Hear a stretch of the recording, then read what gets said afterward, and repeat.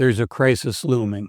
And if you own a home or are hoping to own a home, or even if you just rent, I'm going to argue you're impacted by this. And specifically, I'm talking about the homeowners insurance policies. They're getting more difficult to obtain and much more expensive. In fact, we'll find out later that the average homeowner's mortgage payment, 20% of that goes to homeowners insurance on average in the United States. So let's jump in. I want to start with a Harvard study on this. This is from the Joint Center for Housing Studies, and it's titled, "The Insurance Crisis Continues to Weigh on Homeowners." They say that from the Great Recession to the present, homeowner insurance prices have increased 74%, and home prices have increased 40%. Now, both of those numbers seem low to me, but that's because they've been adjusted for inflation.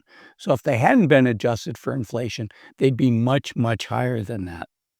They say real premiums have risen approximately 20% between 2020 and 2023 alone. That is a huge jump. And we're going to talk about what's causing this and what we can do to protect ourselves and to navigate this difficult situation. And unfortunately, what some people are doing is they're not taking out flood insurance. This is again from that Harvard report. And this is the National Flood Insurance Program. Residential coverage is declining.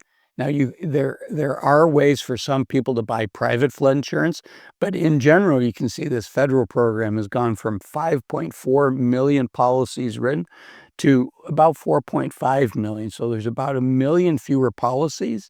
And this article argues that some people somehow are not renewing their flood insurance, even though their mortgage company is supposed to require that. Okay, now let's go to the U.S. Department of the Treasury. And believe it or not, they have a report on this. This is how important homeowners insurance is becoming. And they start off, as the latest climate-related crisis unfolds in Los Angeles, Treasury releases the most comprehensive data on homeowners insurance in history, along with a report detailing the higher costs to homeowners and insurers of elevated climate perils. So why are they doing this? Why is the Treasury getting involved? Because it's a looming crisis. In fact, the head of the Federal Open Markets Committee, Jerome Powell, was saying that in some markets, it's going to be impossible to get homeowners insurance, and lenders are going to refuse to lend without homeowners insurance. Okay, let's keep going with this Treasury report. Homeowners insurance costs are rising fast across the nation, although with significant variation by region and zip code. Average homeowners insurance policies increased 8.7% faster than the rate of inflation in 2018 to 2022.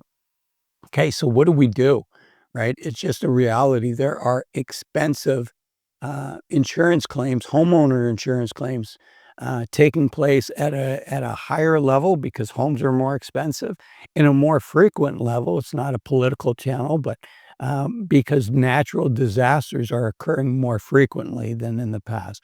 So USA Today has a good article, and it's the latter part of this article that I want to focus on, that talks about what states are doing to try to be innovative and help their residents, help their citizens overcome some of these challenges. The article by USA Today is called "Climate Change is Worsening the Insurance Crisis, and Some States Have Solutions." They start off, this was the quote I mentioned earlier, as of 2022, insurance costs made up more than 20% of the typical mortgage payment, according to data analytics provided by First Street. The USA article goes on to say underwriting profits from homeowner insurance companies have been negative nearly every year from 2017 to 2023. So what this means is the insurance rates are increasing dramatically, but the insurance companies are losing money. Now, we can argue about how efficiently insurance companies are being run and whether they could be profitable, but just the fact that they're not profitable, to me, is really shocking given how high the homeowners insurance rates have gone. So what's the solution? Many state insurance offices are experimenting with different ways of spreading the risk and reining in the cost. And industry experts are optimistic those innovations may become more widespread. Okay, so what are these innovations? One, and I was surprised to hear this, that when people have fire hazards around their home and they clear those out, mitigation efforts, or they may have a more flame retardant, a more fire safe roof tiling put on when they have their house re-roofed. Despite the fact that these things can be expensive, things to reduce the risk of your house getting burnt, the insurance companies often do not give people discounts for doing that. So one of the states is innovating with requiring discounts when people do stuff like that. The next one is encouraging insurers to invest in communities. And so we pay money to insurance, and most of us are never going to have to, thankfully, never going to have a claim on that insurance. Some of us will, right? That's the nature of insurance. So the insurance companies invest their money while they're waiting until they have to pay it out for a claim. In fact, it's Berkshire Hathaway, Warren Buffett. It's one of the reasons Warren Buffett likes insurance companies is because you have this access to quote unquote free money that you get to invest. And if you can outperform the market, then you can do quite well, which is one of the reasons Warren Buffett has done so well. But the insurance companies, the homeowners insurance companies, right now are free to invest that money. There are regulations. They can only take on so much risk because when homeowners need the money, we want to have access to it. But there's moves in states to encourage the insurance companies to make some of those investments locally in the community so that they better understand the needs of the community so that they're more closely tied to the community. And there's a good analogy with banks. Banks have a small amount of money that they do have to reinvest in the local community. The next one, and this one surprised me, and that is some states are saying, let's not suppress premiums. Let's not artificially put a cap on the amount that rates can increase, because ultimately what that leads to is insurance companies saying, we're just not going to renew at that rate.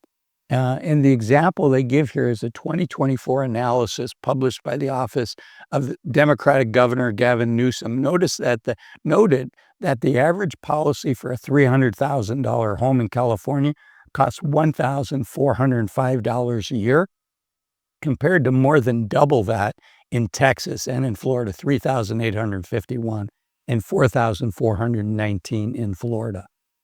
So Gavin Newsom is saying, hey, California has this cap on how much it can increase, but that's causing other problems as well. And then the final one that USA Today mentioned was longer wait times for cancellations. Because homeowners insurance is getting expensive, some people are paying their premiums late, and that can cause insurance companies to not renew them. There's a person they quote that say, currently customers may lose coverage after only 10 days of missing a payment.